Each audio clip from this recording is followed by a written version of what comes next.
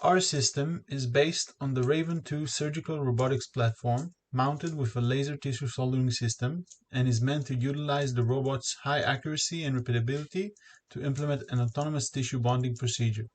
Our method will be explained in the following slides.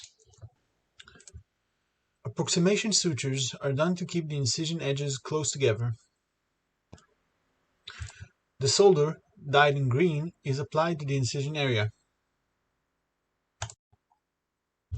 In order to avoid sample variability, the incision is aligned.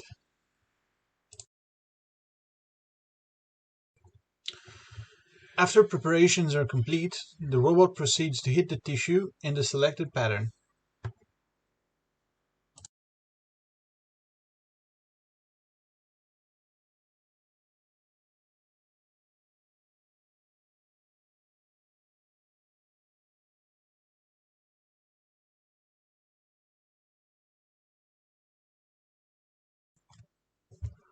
This is how the tissue looks like after successful soldering.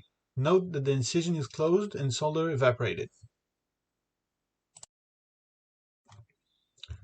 To test our results, the soldered tissue is clamped and water is being pumped into the tissue to build pressure.